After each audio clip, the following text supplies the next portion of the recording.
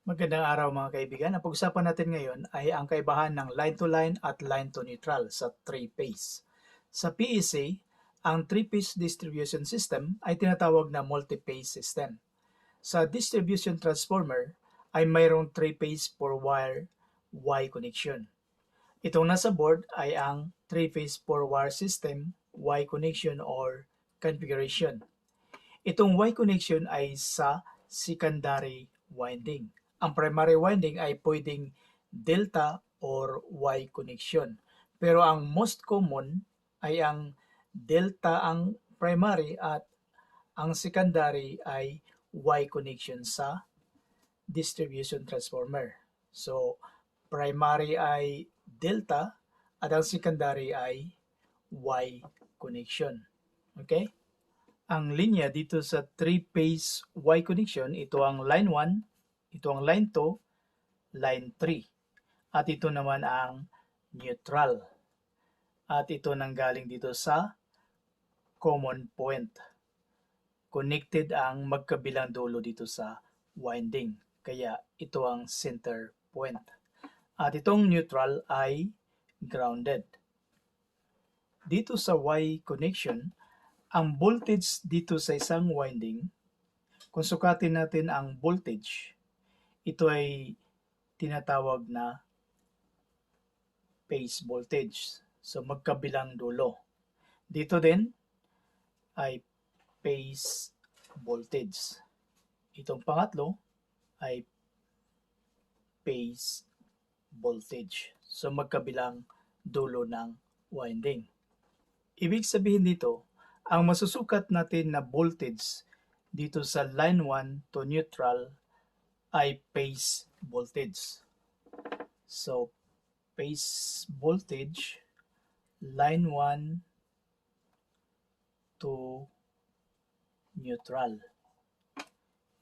Yan.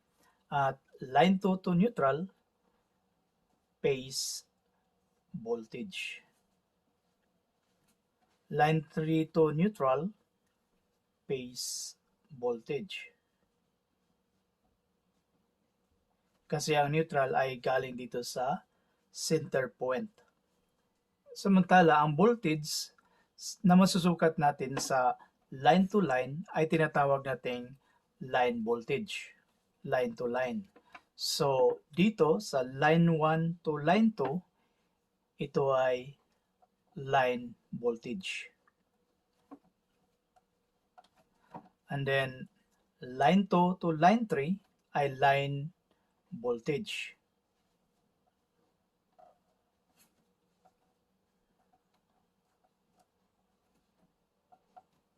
Okay?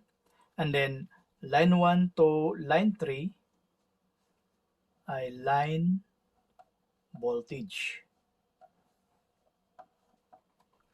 So, yan ang line to line at line to neutral. Line voltage sa line to line or phase voltage sa line to neutral. So, kailangan nating dalawang linya para masukat natin ang voltage gamit ang multimeter. Pagdating sa calculation, may formula tayo na ginagamit para dito sa Y configuration. Ang formula ay line voltage equals square root of 3 times phase voltage. Okay? And then, ang equivalent ng square root of 3 equals 1.732. At ang formula ng current ay line current equals phase current. So, ang phase current ay dito natin masusukat. Phase current. Dito sa kabila ay phase current. Dito din, dito ang phase current. At ang line current, dito na sa labas. Dito sa line 1, ito ang line current. Sa line 2, dito ang line current. At sa line 3, dito ang line current. So, equal ang current kasi isang linya lang. Okay? Sa PEC, ang nominal voltage ng 3-phase ay 400 to 30 volts. Ang line voltage ay 400 volts. Ang phase voltage ay 230 volts. At dito sa drawing, ang line to neutral ay ang phase voltage. Ibig sabihin, ang voltage sa line 1 to neutral ay 230 volts. Yan. Line 1 to neutral. And then line 2 to neutral ay 230 volts. Okay? And then line 3 to neutral ay 230 volts. So yan ang phase voltage. Sa line voltage, line to line, ito ay 400 volts.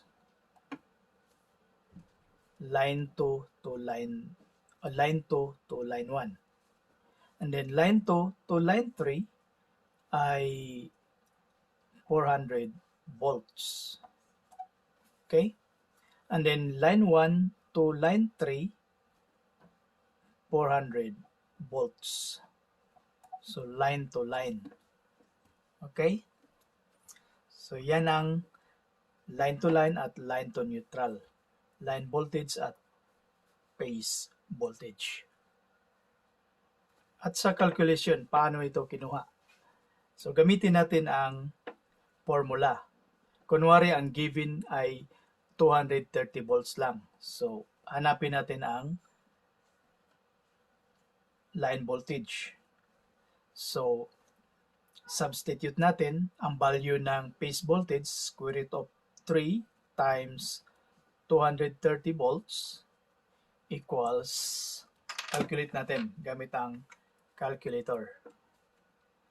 So, is square root of 3 times 230 equals 398.37 volts. And then, round up natin ng 400 volts. So, yan ang line voltage. Ito ang phase voltage. Okay? At ang 230 volts ay ginagamit para sa single phase load. Kasi line to neutral. And then, ang 400 volts ay ginagamit para sa mga 3-piece motor load or other 3-piece load. Okay?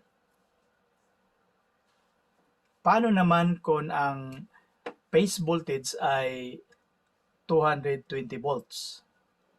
Ano ang line voltage? So, gamitin natin ang calculator at ang formula. Ang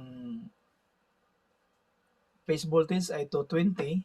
So, square root of 3 times 220 equals voltage ay 380 volts. Okay? So, yan ang line voltage at phase voltage.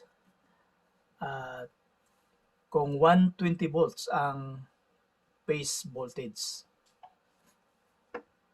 ganun pa rin, gamitin natin ang formula.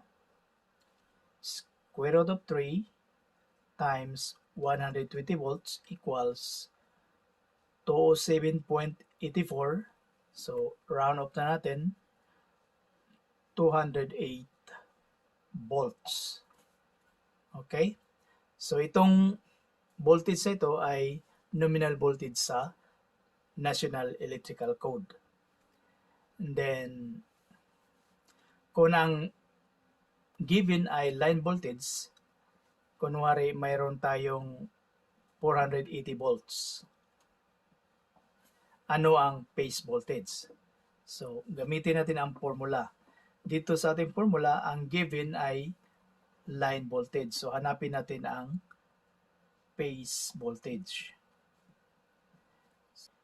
Dito ang line voltage and then divided by square root of 3 and then substitute natin. Line voltage is 480 volts divided by square root of 3. So 480 divided by square root of 3 equals 277 volts. So yan ang phase voltage. 277 volts. At ang mga voltage na ito ay makikita natin sa 3-phase 4-wire WYE system. At ito ay sa secondary voltage, voltage ng secondary. Ang primary voltage ay thousands of volts, okay? Kaya ang primary ay high voltage, ang secondary ay low voltage. Kaya step down transformer. Okay? From high voltage to low voltage. Kasi ang pinag-usapan natin dito ay ang distribution transformer.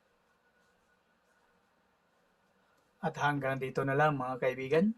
At maraming salamat sa mga nag-subscribe natin channel. Thanks for watching.